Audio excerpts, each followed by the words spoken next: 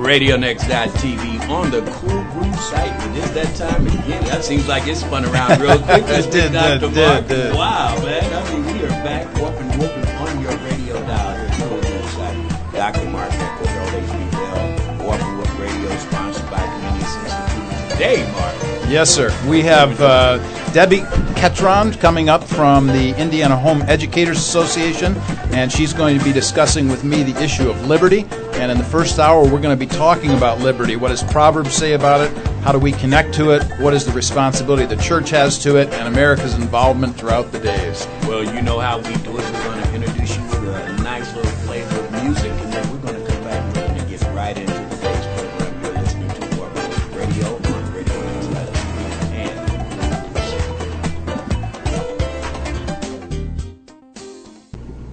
And we are back. You are listening to Warp and Woof Radio on RadioNext.tv and the Cool Groove site. And Dr. Mark, before we get started, let's introduce Comenius Institute to the listening audience, if we could, sir. Yes, sir. Actually, Comenius Institute is based on John Amos Comenius, a famous Moravian pastor from the 18th century, who really did some great work in education, actually gave us what we consider to be now to be the encyclopedia. He was a great thinker and a Christian man who helped understand education in a whole different way for his time period, and we follow him in that respect. Comenius is part of a consortium of study centers around the United States. There are 30 of us. Actually, this next week, my wife and I are going to be going out to the great consortium meeting in North Carolina. That'll be the 18th through the 20th of July, and we're looking forward to that, where we get to see each other and talk about things in the future and what we're doing here at Comenius, as well as all the other study centers. And today we're going to discuss a topic that is growing, controversial. Yep. Big time. But the results are... results say that we need to do more of this. Yeah, absolutely. We're talking about the American liberty. That's right. Freedom and liberty. Freedom, homeschooling, home education is what we're talking about today. In our second hour, Debi Ketron will be in the house. But as we open up, we always like to go into the book of Proverbs as it relates to our real life and the knowledge and wisdom that we must attain to continue moving forward. So what does Proverbs say about the importance of freedom? Absolutely. So this last week we lost a giant in the world. His name is Elie Wiesel. He was one of the survivors of the Nazi death camps, and he wrote a piece some time back called "The God Who Remembers." NPR did a really nice piece on him this last week, if you want to pick that up. But one of the great statements that he made there was this, and I quote Elie Wiesel: "Those who survive death must bear witness." Let me say that again. Those who survive death must bear witness. So the first thing I want to say out of Proverbs today is Proverbs 10:7, "The memory of the righteous is a blessing." The memory of the righteous is a blessing. So the key to freedom is to remember. Don't forget. Don't ever forget what's gone before you. Of course, the second thing that goes right along with that is gratitude. Thankfulness is showed through respect. Proverbs 8:17 says, "I love those who love me." This is wisdom speaking. "I love those who love me, and those who seek me diligently find me." So the gratitude issue is huge for us here. And then the idea, of course, is kind of promoted by all kinds of great writing. And I would encourage people to go back and see some classic short stories like Androcles and the Lion. I actually wrote something about this on my website, warpandwoof.org. That's warpandwoof.org. And you can look up Androcles or Thanksgiving and read what I wrote there about Androcles and the Lion and the necessity of gratitude. The third idea that comes out of this concept of freedom in Proverbs is the necessity of teaching it. So you've got memory, you can't forget, you got to be grateful, then you have to teach it. So how will the next generation remember without teaching? Proverbs 31:8-9 says, "Open your mouth for the mute, for the rights of all who are destitute. Open your mouth, judge righteously, defend the rights of the poor and needy." And so I view this as my responsibility as a teacher of teaching the memories. Teaching memories. So here's something, HB, I wrote 5 years ago on Facebook. This is what I wrote about July 4th. "A nation which does not teach its history will be history." A nation which does not teach its history will be history. America is unique, one of the few nations built on ideas, but like most things we can't see, ideas must be revisited in the schoolyard before they become the property of the graveyard. There it is, man. And Mark, you know very well, a brother and friend of mine you are, and we have been talking about slavery. Yes. And it leads to our next question here. Yes. Because spiritually, Yeah. The most atrocious thing that I think that man has ever done is try to own other men. That's right. And we're still dealing in the same big sin. Yes, we are. Today as we were back in before Christ. So, what does the Bible say? What's the biblical basis about liberty and freedom? Yeah. Because see, if we went there, we probably wouldn't be as. Oh, yeah, absolutely. So we've got to talk about things like this. About it. The practicality of these kinds of ideas actually is lived out daily. So I'm going to remind you of something that you wrote to me. You texted me this the other day. I thought this was so cool. You texted me and you said, "I am a bad man." And of course I took that as a compliment, knowing that in the hood the word bad means good. So what I want to say about that is that words expand and contract in meaning. And so that's really true about liberty and freedom. Actually, the meaning of a word depends on who's using it, too. So when you wrote to me that you think I'm a bad man, I know what that meant. That was no problem at all. Oh, I did PS you, by the way. That was just really in funny. Case you weren't. I was laughing out loud when I got that. So yeah, the word depends on who's using it, and there are some historic distinctions between liberty and freedom, and I want to mention a few ideas about this because it's really important how we use words. So liberty implies actually a system of rules, that you stay within the rules of a system. But freedom means the absence of a hindrance or impediment. So we're looking for freedom being an absence of a hindrance or impediment, but still under liberty, meaning that we're still within the rules. We're playing within the rules. So we don't want to inhibit people, but we also have to remind them of the rules. So, Lincoln's Gettysburg Address. I'm so glad that you brought up slavery. Lincoln's Gettysburg Address began by invoking a nation, quote, conceived in liberty, end quote, but went on to resolve that it should have a, quote, new birth of freedom. So he uses both concepts there. And then MLK. MLK, he uses liberty twice in his I Have a Dream speech. 19 times he says freedom. So he wants the rules. He knows what the rules ought to be, but freedom, man, that's huge. Yeah. No hindrance, no impediment.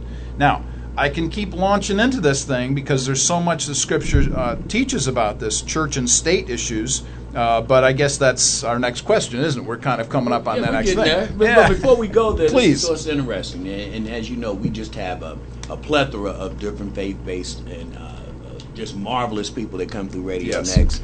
And Brother Nuri Muhammad, who's a Muslim brother, was talking about the power of words. Yeah. And he talked about emancipation versus using the word freedom. Mm-hmm. And then he went to the root in Latin of emancipation.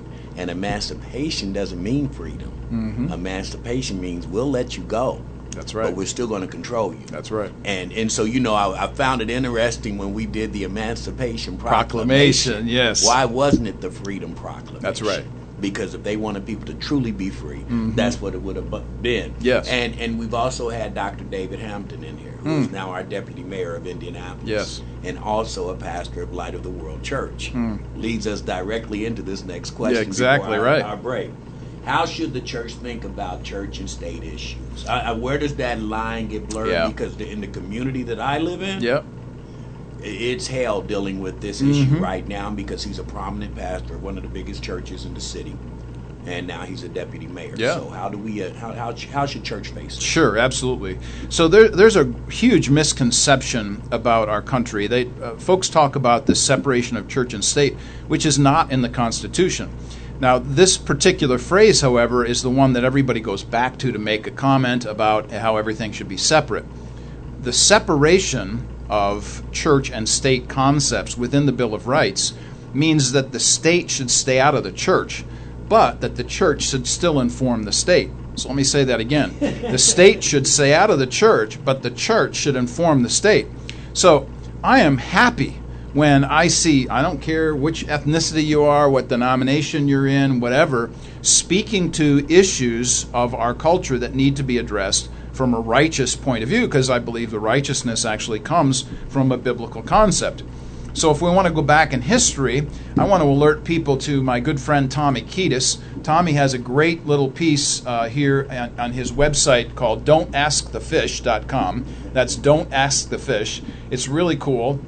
And his piece this last week from the 4th is about our founding fathers and about how much they had to give up in order to see this thing through at the beginning of our country.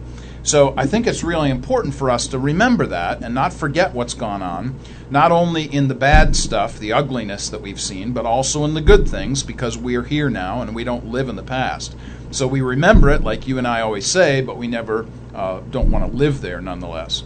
So God has established government for our good. Boundaries were established for an authoritative role all the way back into First Testament teaching.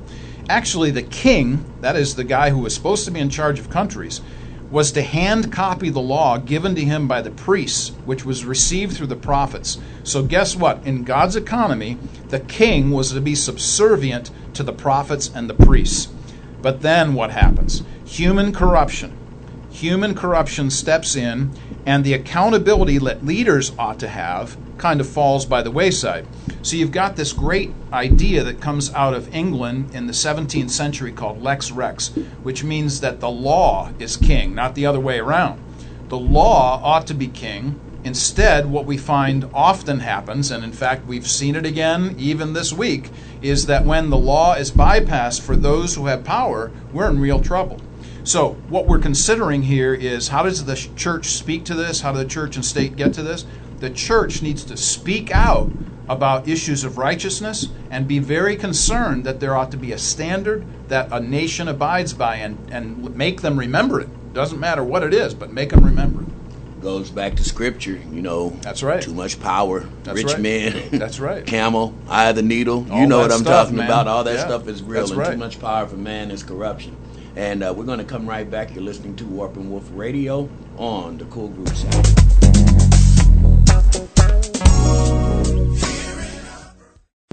Hearing our praise, Warp and Woof Radio. That was for Maul Eckel out there. If you're out there listening, I know that juiced you up this morning, Maul. And we just want to say welcome again to the Comenius Institute Warp and Woof Radio show here on the Cool Group site. Dr. Mark Eckel and I, we had some great conversations when we're off the air. One day we need to have the cameras rolling. Isn't that the truth? Just pop in the off-air edit That's right. on YouTube.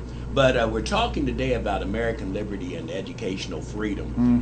This is a topic, man, that is ongoing, and we just said off air, if everyone just understood that the right to be free. Yeah. The right to be free. If we approach life like that, man, this world would be so great with control and power. Sure.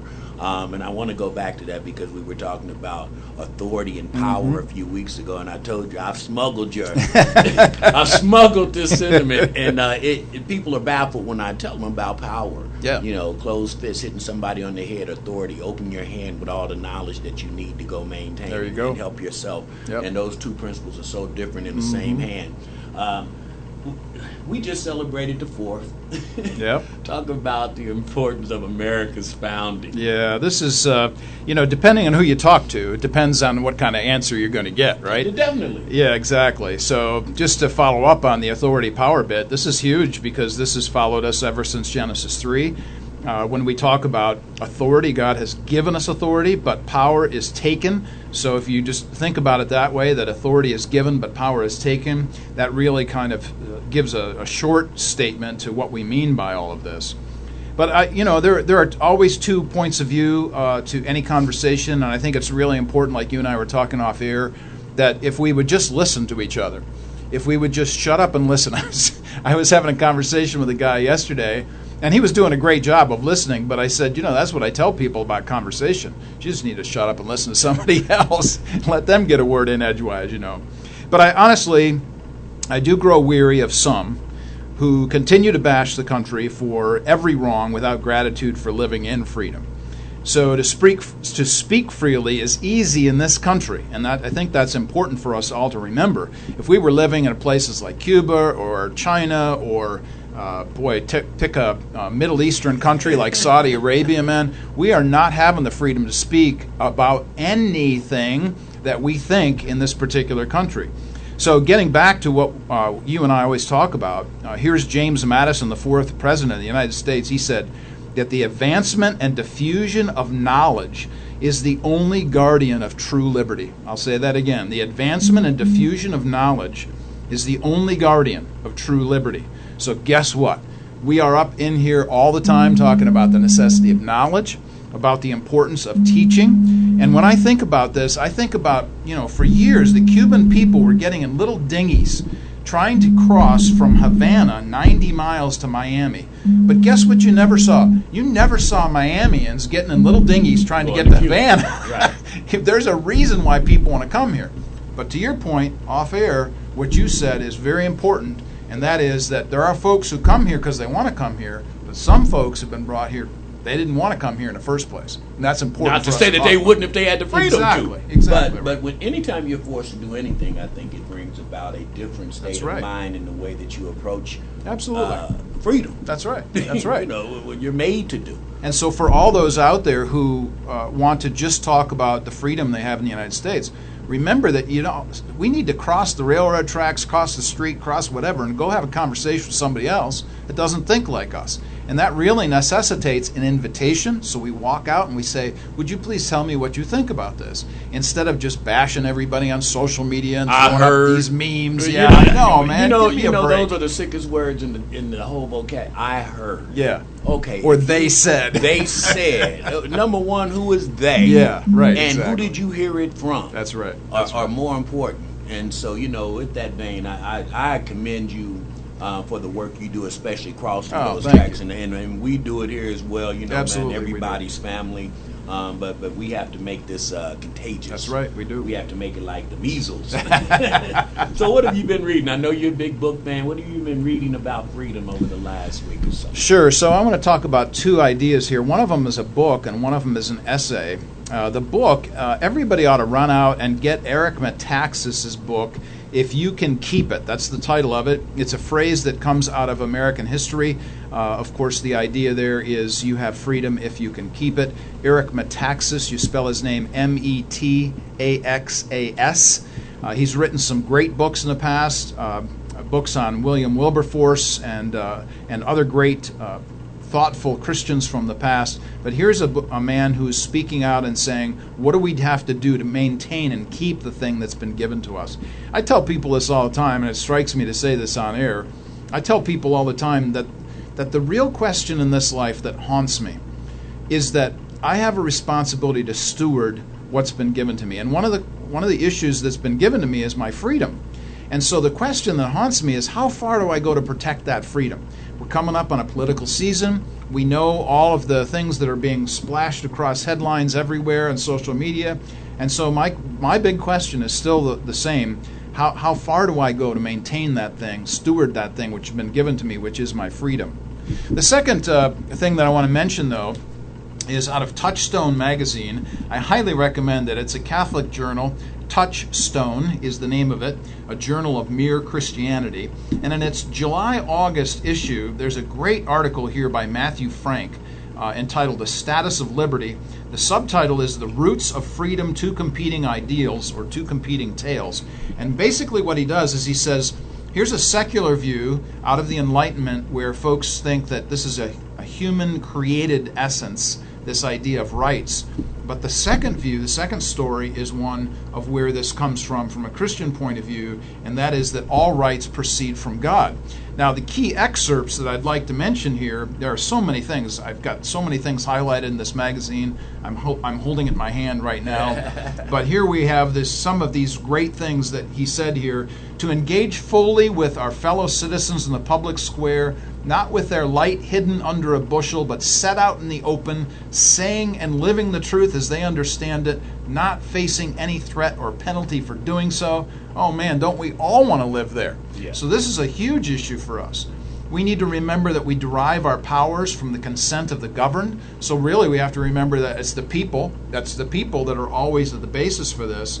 And then, of course, we need to remember always, which is the crucial component of his piece, and that is that all rights proceed from God. Because If government gives rights, guess what? Government can take them away. But if God gives rights, they are inalienable, coming out of the Declaration of Independence. They should never be taken away. I love it. And in this last question in this segment, you know, I have some people say, HB, you always bashing. I said, I'm not bashing our country. This is the greatest place in the world to live by far. Get that clear. Yep. But I'm like this when I play sports. I'm like this in my marriage. I'm like this in my business. I'm like this in everything, because my thing is, how do you become the best? Yeah. How do you become better than the best? Right.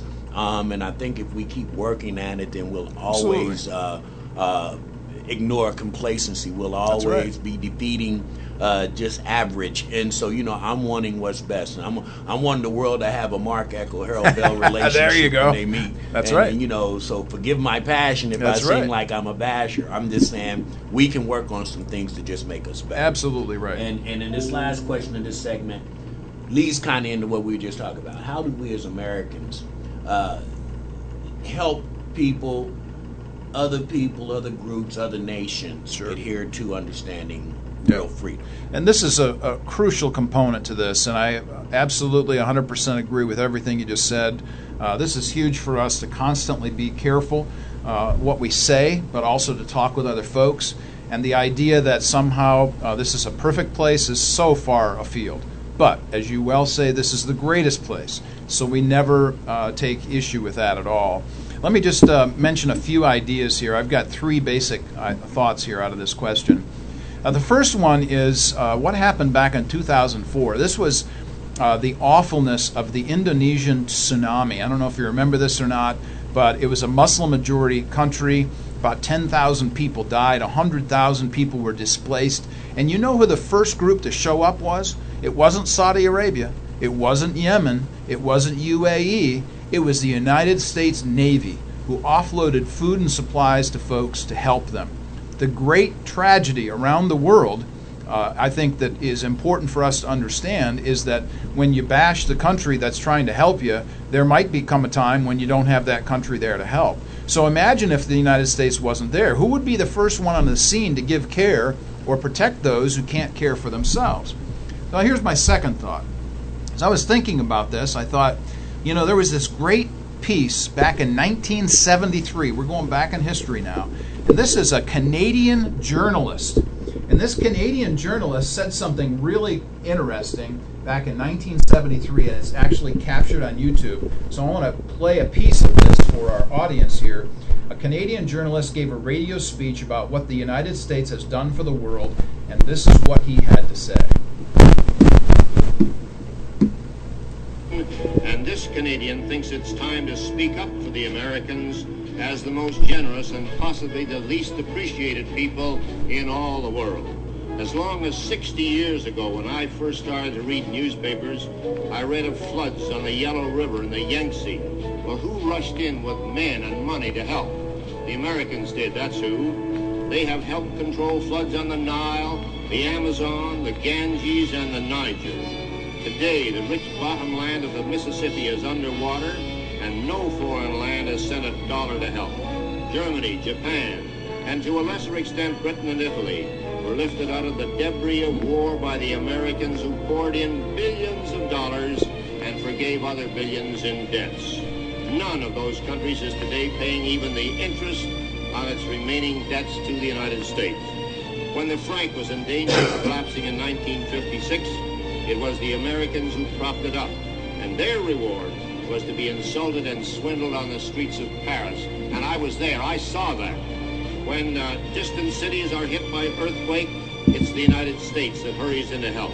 Managua, Nicaragua is one of the most recent examples. So far this spring, 59 American communities have been flattened by tornadoes. Nobody has helped. The Marshall Plan, the Truman Policy, pump billions upon billions of dollars into discouraged countries. I find that a fascinating piece of history. So back in 1973, we've got this Canadian journalist who's saying, hey, look, quit bashing the United States. Here are the folks who are actually helping the world. One more idea here that I wanted to mention, and this goes back to the United States Secretary of State Colin Powell.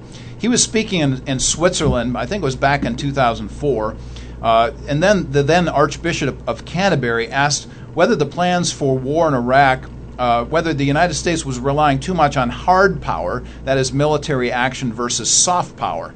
And so Powell responded by affirming the soft power of values, but that hard power of military might was sometimes needed. And then he was asked the question, well, what do you expect from us as other countries?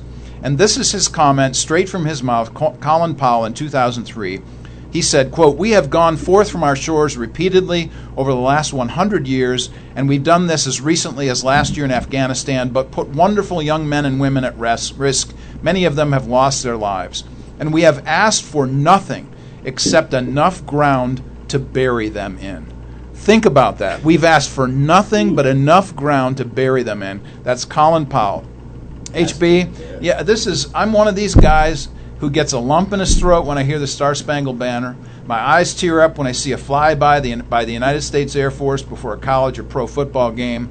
When I see a man or woman in uniform, I extend my hand to thank them for their service. This nation is not perfect. America has flaws. Its decisions aren't always the best. But in my estimation, like you just said, this is the greatest nation on earth. Nowhere else do people have the liberties we have. You know, on the 4th, you mentioned that. You know, I get it. I get juicy too when the Star Spangled Banner comes on, because I do realize what it represents, and I do love my country. But they showed the top 10 Star Spangled Banner during sporting events the other day, man, and it brought back so many memories. And I was sitting from Kelly Clarkson to Whitney Houston, and they ended up with Marvin Gaye in 1984 at the All-Star game in Los Angeles. Oh, man. And that's how they ended up. I was sitting up there bawling like a baby. I said, wow. You can't beat Marvin Gaye. You couldn't beat that. But that's powerful. And we're going to come back with our third segment, and then we're waiting the arrival of our guest today, Ms. Ketron, and we're going to be talking about home education and, and the benefits and what the naysayers have to say. Yep. You're listening to Warp and Woof Radio on the Cool Groove site at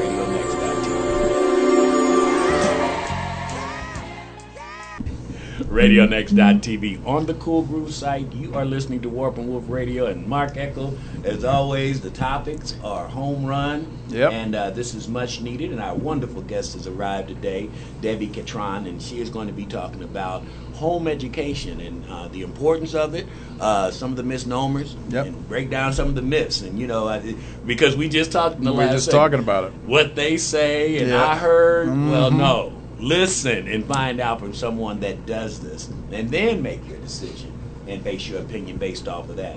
But we're talking about freedom, the importance of freedom, and how does the church properly use this freedom to help others, Mark? I think it's important to go back to Second Testament teaching, and by Second Testament I mean New Testament. Actually, the New Testament was written during the Roman Empire. And during that particular period of time, historians call this Pax Romana. Pax Romana means Roman peace. And so the Roman Empire literally provided cultural stability, allowing free access of travel, communication, religious ideas, as long as they didn't interfere with the Romans, of course. So think of how easy it was for Paul, for instance, to travel, to visit churches, or how his letters were delivered to groups of Christians in far-flung places around Europe and Asia. In many ways, I believe, the general principle of Pax Americana today, that is, American peace, this is the same idea that's taken for granted and assumed by many, sometimes despised by those who have what I refer to as nation envy of the United States. Always hated by our enemies, of course. They don't like American peace. So those who want our way of life destroyed, we're not surprised by this. So here's an example of this. When the United States Navy docks in any port around the world, there are two messages being sent. The first is American power has great reach. The basic bottom line to this is, hey, you all need to remember this. Just keep that in the back of your mind. The second point is that American compassion has great benefit. American compassion has great benefit. I believe, here's my bottom line on this question. I believe the United States exists in God's plan for the furtherance of the gospel of Christ because of its great freedoms that we have here. And you know, we have so many churches that come through RadioNext.tv, faith-based institutions and organizations. Tell us about some of the churches and Christian groups in Indianapolis who are doing some good things in the community. Man, I don't even know where to start here, honestly, HB. There's so many things I want to say about this. I'll just kind of give you a list. First thing I want to say is freedom isn't free, so let's begin by thanking all the people who keep us free. All the branches of the United States Armed Services. All of the first responders, firefighters, police, EMTs, doctors, nurses. I was in the IMPD graduation this last year, and the chaplain there gave his invocation and benediction, and he preached Jesus. So I'd like to thank him. I'd like to thank all the churches and pastors who do good in Indianapolis, caring for the sick, the homeless, the destitute, the elderly. I'd like to thank all the nonprofit social agencies which work tirelessly for the beneficence of all they serve. I'd like to thank teachers who often have a thankless job of educating the next generation, especially those Christian homeschool teachers who have no retirement accounts and are paid a fraction of those who teach in other places. I'd like to thank all the neighbors who look out for each other. They care for the immediate needs of people, since Proverbs says, better a neighbor close than a brother far away. I'd like to thank all the dads, the moms, the grandmas, the grandpas who give time, talent, and treasure to care for their little ones. I'd like to thank government officials who attempt to rein in corruption while allowing the free exercise of liberties. I'd like to thank all the volunteers of one form or another who selflessly give of themselves financially, emotionally, creatively to help others. I'd like to thank every person who knows to do good and does it without fanfare, desire for attention, recognition, or celebration. And because I'm a Christian, HB, I most of all want to thank Jesus for his grace, his mercy, and his peace. You know what that sounded like? What's that? That sounded like The Sum of Us, the poem that was written by this great poet, Harold H.B. No, I mean, seriously, you read the poem. No, it is phenomenal. Great, it sounded like that, and that's exactly what I wanted it to be. That's good. When I wrote The Sum of Us, and that's the S-U-M of us. And that's together right. we are so much better.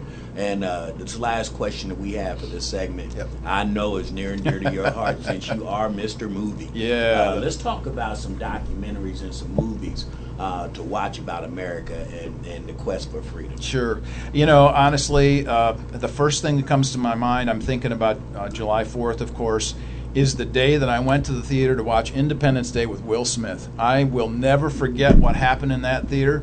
You remember the scene in the Independence Day where Will Smith is chasing down the bad guy, you know, the alien creature, and the alien creature pops out of his little jet there, and Will climbs up on top of that thing. He starts wailing on that alien. Remember this? And I'm telling you, man, there were all kinds of folks all around me, but guys all around me were standing up going, "You hit him again, Will! You hit him again, man!" They got caught up. Oh, man, for sure. That's the first thing that came to my mind when I think about that question. But I'll get serious now. Saving Private Ryan. Tom Hanks, man, I was a basket case when I watched this movie. I went to the theater. It was awful, but it was wonderful at the same time.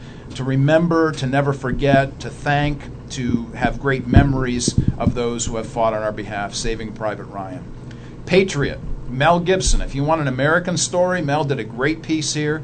The great movie Patriot. He also did a great story with We Were Soldiers. Another great story. This was a Vietnam setting.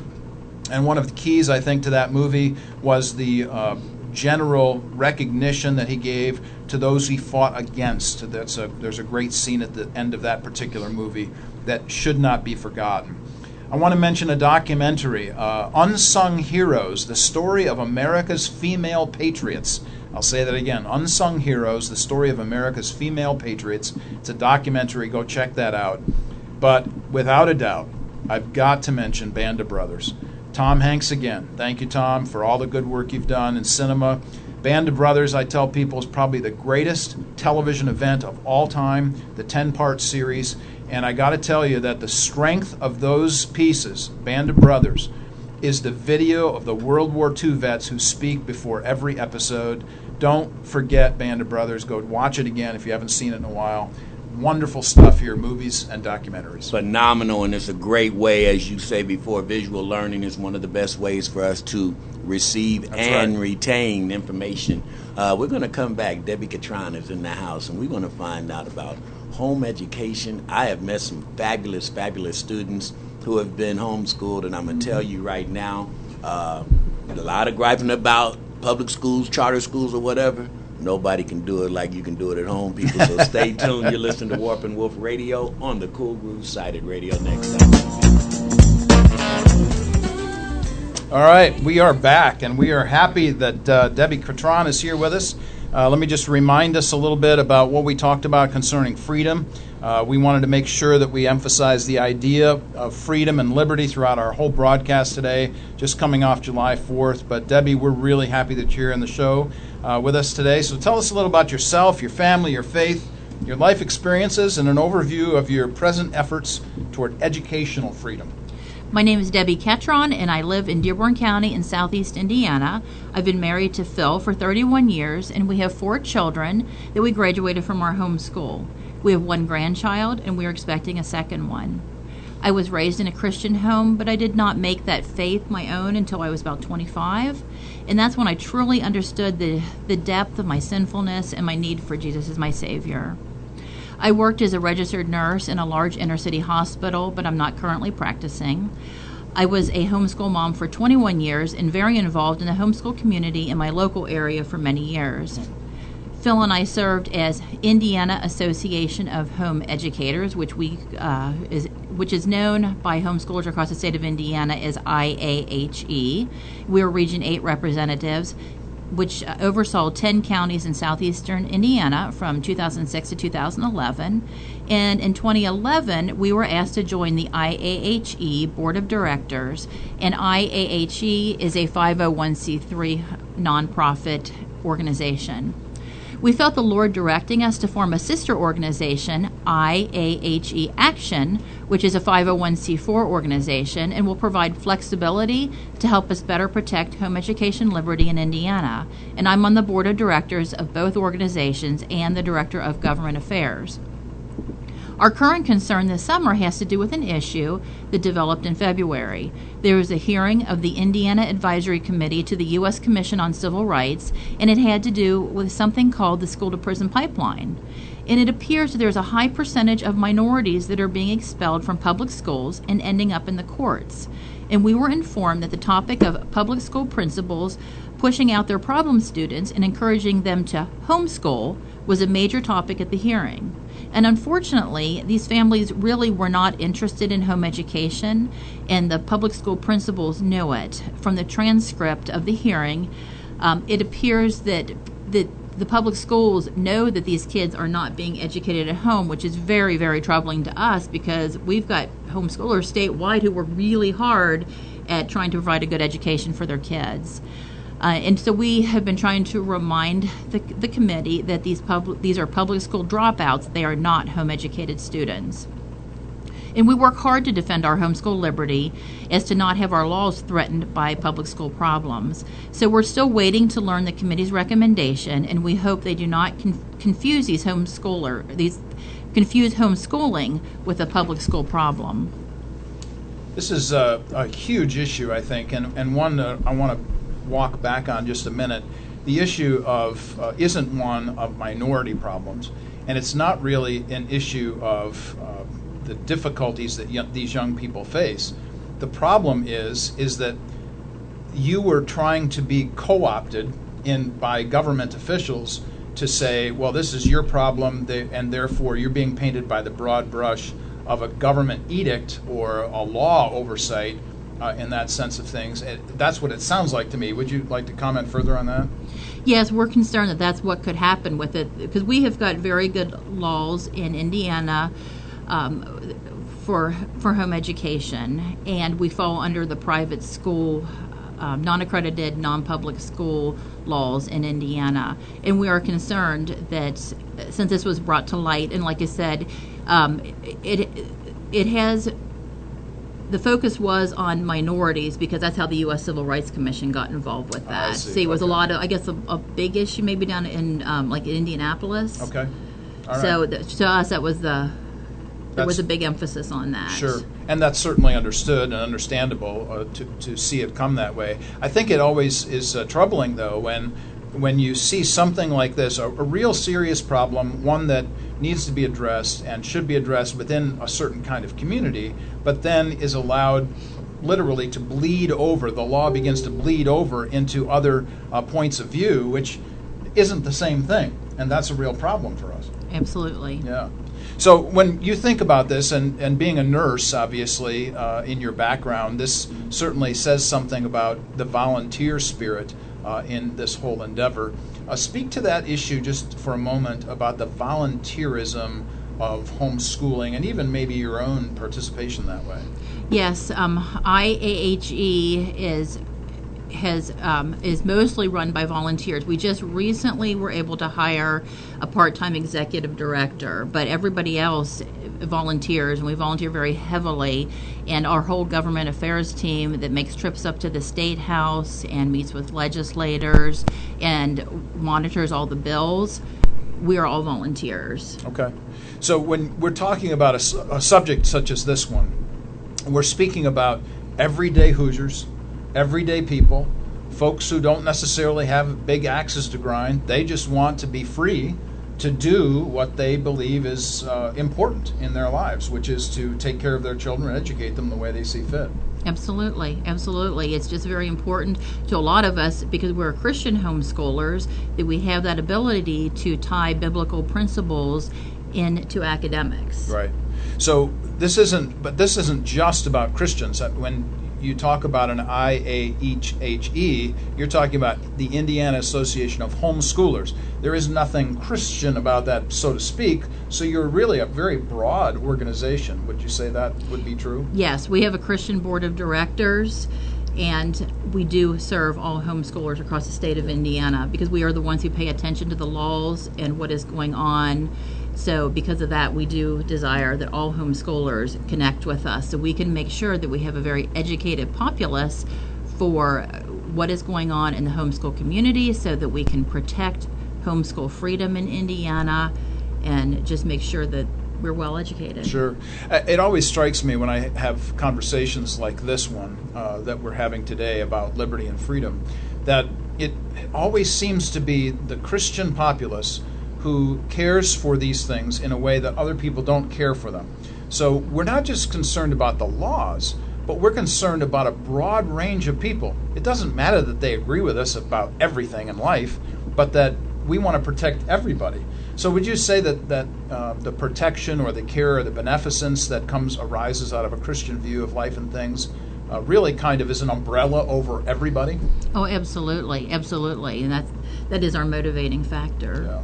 So the idea of an overwhelming, overarching, I'll use that metaphor again, the umbrella effect, from a Christian vantage point, really does benefit everybody across the board. Oh, it absolutely does. Homeschooling is built on two pillars. One is parental rights and one is religious liberty. And it is the faith-based homeschoolers, due to the religious liberty aspect, that really it does protect everyone. Good. And in order to protect faith-based homeschoolers' rights, we have to protect everybody's rights. Have to protect everybody's rights. So glad that you said that. That's really important. Why don't we deal specifically with a question that is about the vision of IAHE. That's really hard for me to say really fast, so I have to slow down to say it. The specific focus of your work at IAHE, and give us that kind of background and vision to your work. IAHE is the premier Indiana homeschool organization, and it was founded in 1983 at the very beginning of the modern homeschool movement. Our vision is to encourage, protect, and serve Hoosier homeschool families so that they can be empowered to educate their children at home. My specific focus is to ensure that IAHE and IAHE Action are strong organizations, since I'm a member of the board of directors. As a director of government affairs, my focus is to protect Indiana home educators' liberty. We track legislation and we lobby for or against bills that affect home education or parental rights. This is an important idea again, and I want to say this to everybody who's listening, and especially those who will hear this later on the podcast, that when we're talking about freedom and liberty, we're talking about something that is engaged with law. So we can't just run rampant and do whatever we want to do. There has to be strictures and boundaries in place for everybody that we operate within a realm of understanding and responsibility. Would you say, just generally, Debbie, that the idea of responsibility should be part and parcel of freedom? Oh, absolutely. Yes, it absolutely should. And I'm going to speak to that a little bit later because there is a difference between freedom and liberty. Okay, good. Well, HB, I think we're going to take a break here, and we'll come back after this short piece of music, and we'll come back and talk for the next 25 minutes or so with Debi about all these good questions we have for her. Thanks so much for tuning in to Warp and Woof Radio, Comenius Institute, on the Cool Groove site. RadioNext.tv on the Cool Groove site. You're listening to Warp and Woof Radio, and that is the sounds of In the Moment Band. And if you want tickets, you can come right here for the August 12th historical In the Moment, Within the Moment Band. And we are back. Dr. Mark, Debi Ketron. Let's get at it. All right. So we've hit some really important questions here in the first segment with Debi, but let's get to some others that I think are really powerful and important as well. On the bottom of the IAHEaction.net page, there are revolving quotes about freedom. So mention a few of these and those who spoke the words and the importance of history in maintaining freedom. All right. One that is important to us is children should be educated and instructed in the principles of freedom, and that was John Adams in 1787. And of course, as you remember, he was our second president. Posterity, you will never know how much it costs the present generation to preserve your freedom. I hope you will make good use of it. And that is also a John Adams quote. And then we've got one by Ronald Reagan, our 40th president, and he said, "Freedom is never more than one generation away from extinction. We didn't pass it on to our children in the bloodstream. It must be fought for, protected, and handed on for them to do the same." And then another one that is not on our website, but I think is just important to remember, those who cannot remember the past are condemned to repeat it.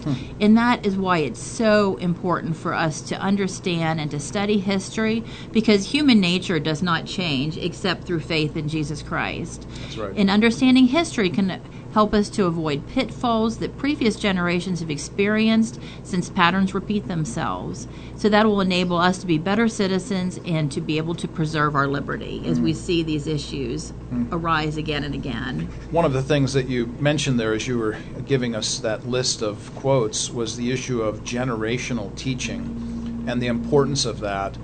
Do you see that regularly in the homeschool groups that you are working with, that you see a generational transfer this way from one homeschool? The parents did it, so the kids do it, that kind of thing?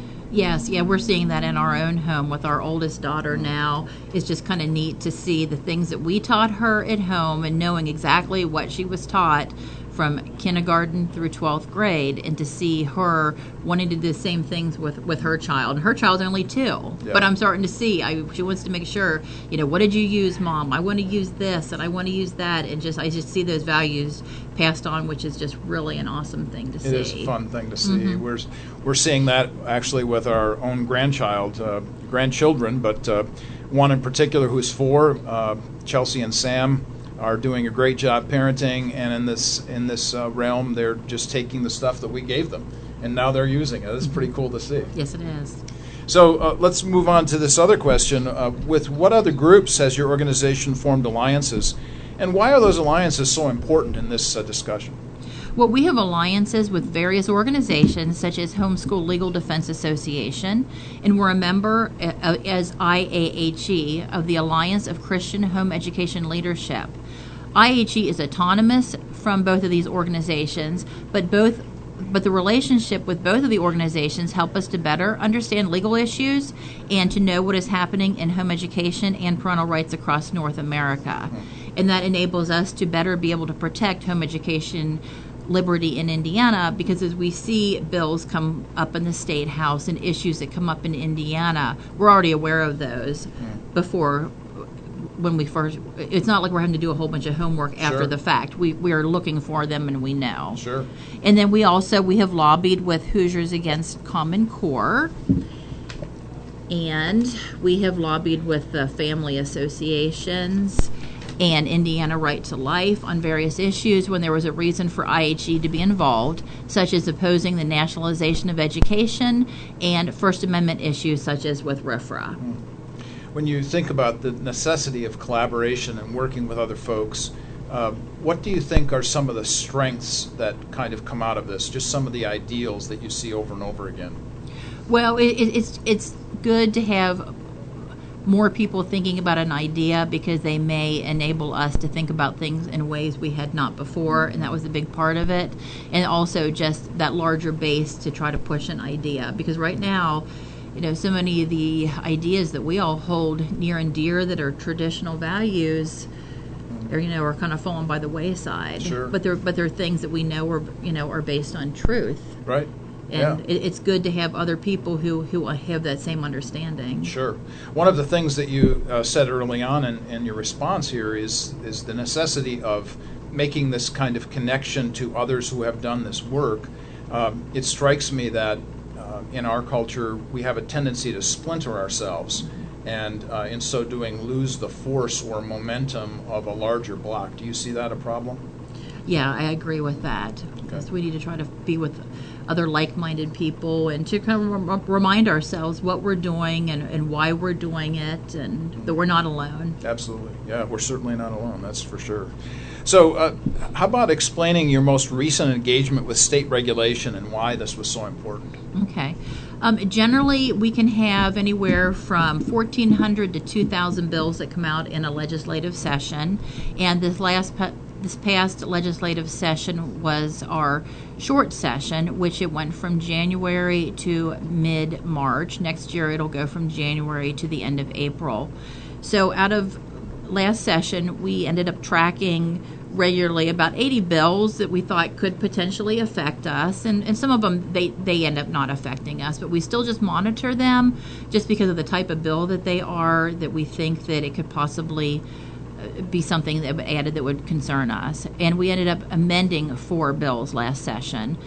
The first one was Senate Enrolled Act 93, and this bill did not affect us to begin with, but when it went to second reading in the House, they added an amendment that was going to force water testing in all schools. Okay. So for us, we have to watch any kind of legislation that says all schools and see what it is, because homeschools are considered non-accredited, non-public schools. So so we had worked to prevent that from affecting people's homes. And then House Enrolled Act 1330, that stopped overreach from the Indiana Department of Education regarding I-STEP testing for homeschoolers. Homeschoolers in Indiana have always been able to take classes in the public school if they wanted to, and they never had to take I-STEP, because I-STEP has got some very specific purposes that do not relate to homeschools. So it was a concern that last September that the superintendent decided to make anybody who was enrolled part-time, even in one class, whether it was art class, whichever, to take I-STEP. So we actually worked with the legislature and the governor's office to change the law to clarify that they may ask a part-time student if they want to take I-STEP, but they may no longer force them to take it.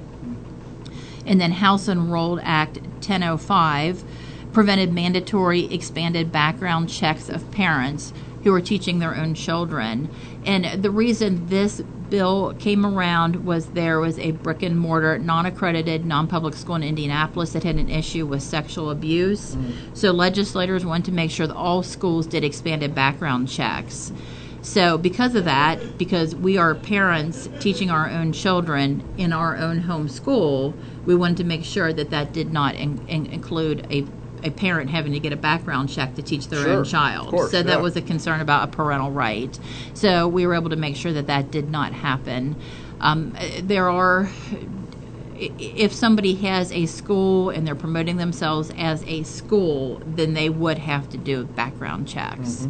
So, and we tell homeschoolers that if they have any questions about their unique situation, they need to talk to Homeschool Legal Defense, because they would give legal advice on that. And then we had House Enrolled Act 1002, which was a new state academic educators college scholarship. And generally, we've never been involved with anything which is like a state type of scholarship. Like the one that's very well known would be the 21st Century Scholars Program. And people have asked us about that, can we get involved with that? But we've never wanted to be involved with that one because there's a lot of regulations for the students during the secondary school years, and we don't want any kind of involvement with that. But this new academic educators college scholarship, all of the requirements were after a child or a student graduated. So we felt like that was good. We were very excited when the speaker worked with us and included homeschoolers in that, because that was going to put our diploma on equal footing with the government schools. Excellent. It strikes me as I'm hearing you go through this litany of ideas here concerning government regulations and so on, and I want to speak to this particular issue for those who tend to be conservative in all of their thinking. There is a sense in which I get this impression from some that there is this monolithic group of people behind some closed door someplace that's trying to do harm to everybody all the time. But it sure sounds like these bills that you're dealing with here were done by good people who were trying to do a good thing for situations that were very difficult. And it's not as if these were, subterranean, behind-the-scenes kind of closed cloak and dagger things about homeschooling. Do you want to say anything about those kinds of situations?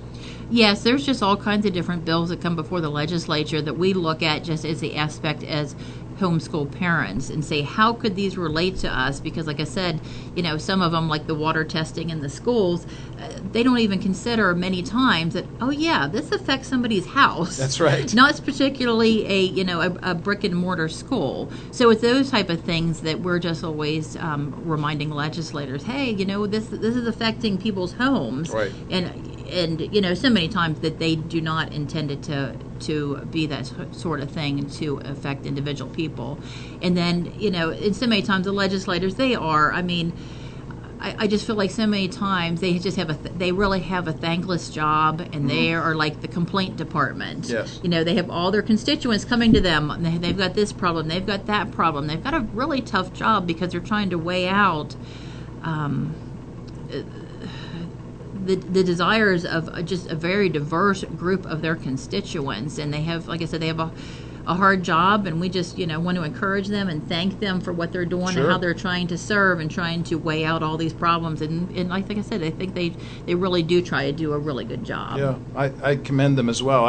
It strikes me though in these days of social media, when one idea on the internet can become this huge issue just immediately. When indeed it's really not an issue, and there are good folks that are dealing with it, like you and your folks that are with you on your side. I think that's really important for everybody to hear that it's not as if there's an antagonism generally about this in Indiana. Right. Well, let's get on to this issue of government then, since we're talking about government, and why its power should be limited. Well, I believe, as the founders did, that government must be limited. And the founders' belief was basically based on the Bible, and one verse that really speaks to this issue is Jeremiah 17:9, and it's, "The heart is deceitful above all things and desperately wicked. Who could know it?" And power is prone to abuse, so that is why we have 3 separate but equal branches of government. And limited government enables us to have a free society.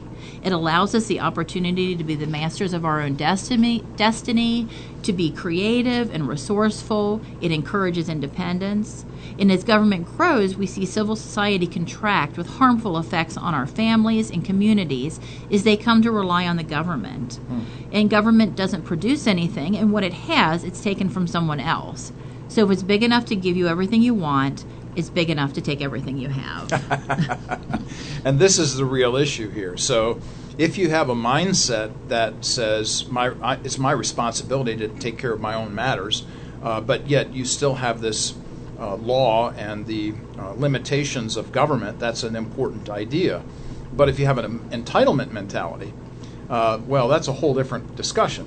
Because now folks think that the government's going to take care of everything for them. And so that's a real issue. Oh, it is. And it's always just trying to remind people, no, don't rely on the government. You need to rely on yourself, that you're going to be able to do it better, that you will have the freedom to think it through and do it the way you want to do it. And I think another thing that we always remind people of, even when the government does things, it requires an increase in taxes. Yes. And every time they take $1 from you, is $1 that you don't have to spend for you to have the freedom to decide how you're going to spend that. That's right. I'm really glad you started with Jeremiah, of course, because I believe everything is theological. Every idea has a theological momentum to it and root to it. And so if you believe that we are all inherently corrupt, then you're going to have a much more of a responsibility that's internal, that you bear responsibility for your own self instead of expecting that some kind of external authority is going to take care of you. Right, because you'll never have enough police. That's right. You'll never have enough police. So you want to encourage people to take that responsibility for themselves and to understand that. Right. Yeah, that's good. Well, what about the activities or conferences or meetings that are coming up this summer and fall, which we should be aware? What are some of those ideas? Well, we're still waiting to hear the final report from the Indiana Advisory Committee for the U.S. Commission on Civil Rights that relates to the school-to-prison pipeline. We also, as far as homeschooling goes, we have a number of Homeschool 101 events scheduled across the state to help people get started homeschooling. And if people want to know more about homeschooling and find out where these events are and see if they're close to them, they can look at the IAHE website, which is IAHE.net, and that'll have the details on it. And then our homeschool day at the state capitol, which we do every year, is scheduled for Monday, January 30th, 2017. And it's a day that we focus on advocacy, history, and civics.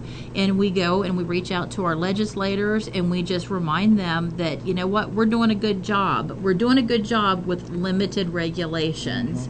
And we just, want to encourage them. We invite them to come to our convention, which will be in March of next year, to let them see we do continuing education there. We have all sorts of curriculum that's available to homeschoolers. Yes. And so many times they don't have any idea if they don't really personally know homeschoolers and not really sure.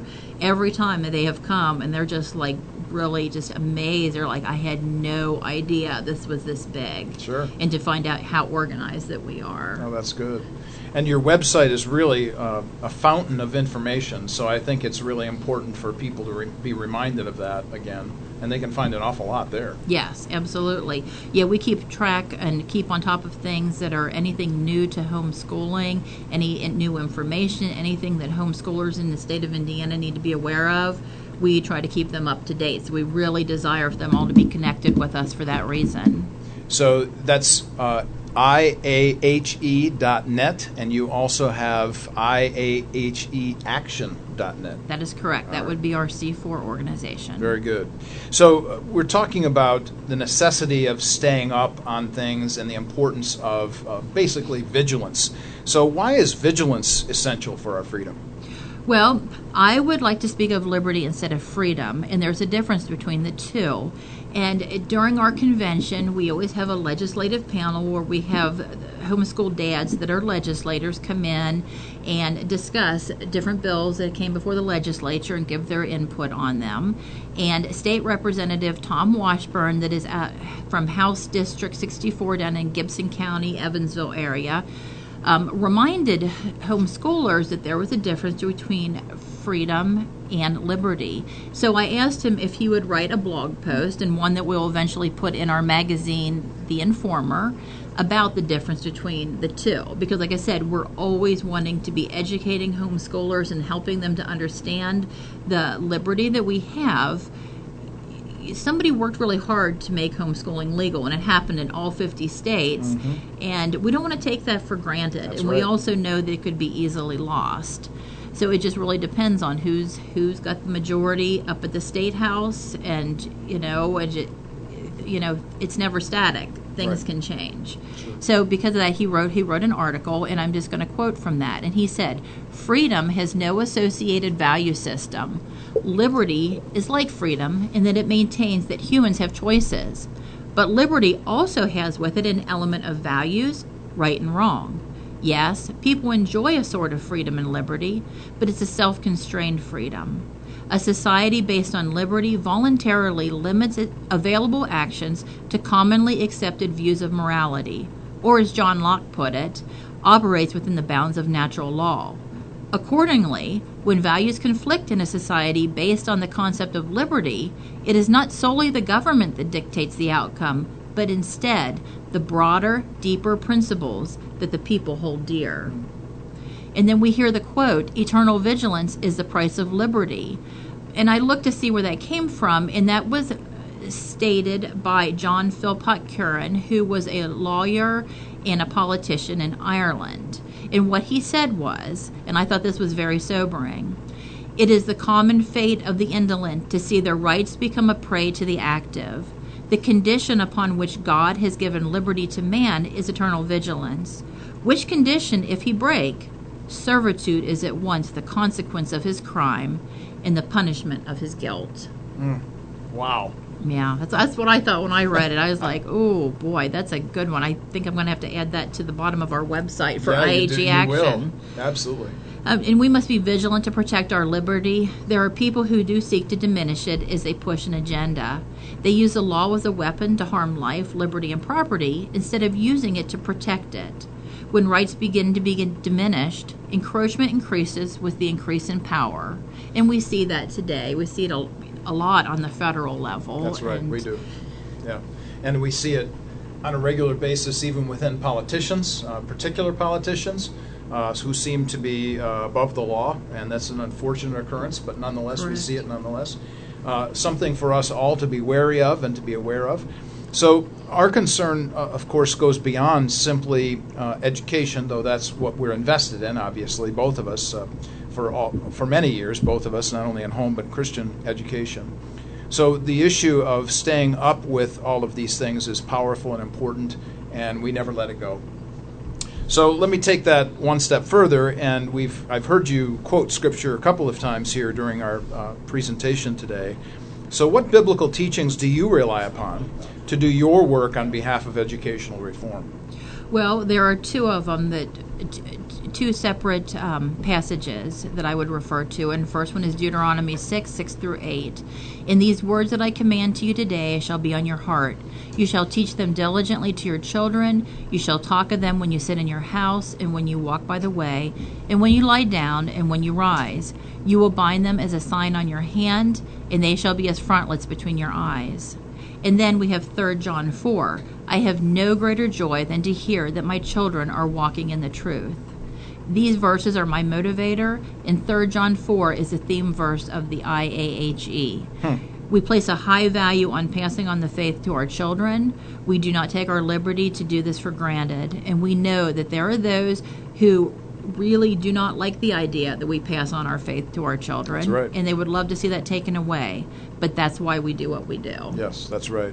These scriptures are powerful and important. I love that 3 John 4 passage. It's really great. One of the passages that's motivated me for many, many years is Psalm 71, 14 to 18, which says in part, "Even when I'm old and gray, I will maintain and teach your great and mighty works to the next generation." So since I'm both old and gray, I take that to be more important now than I have in the past. So, Debi, it's been great to have you on the show today. I would just want to ask what final words you might like to leave our audience with today. Well, I just want to thank you, Mark, and HB for inviting me to share about our work at IAHE and IAHE Action. And I hope and pray that your listeners will be involved and remember that the defense of our liberty is up to them and to no one else. And please visit our websites, IAHE.net and IAHEaction.net, to learn more about home education and how we protect it. This has been a great interview today. I'm really grateful for your long drive from Guilford. Thank you so much for doing that today. Even through a thunderstorm, we're grateful for that. And HB, your and my interaction earlier was wonderful. We really had a great talk about liberty and freedom and the necessity of hearing other points of view. This is huge for us. We should never forget it. Always remember, everybody, that memory is huge. We need to remember what's been given to us. We need to be grateful for it, and our responsibility then to teach it for the next generation. So this has been a great show, of course, again today. We're looking forward again to next week, where we come back to you one more time with Warp and Woof Radio on the Cool Groove site.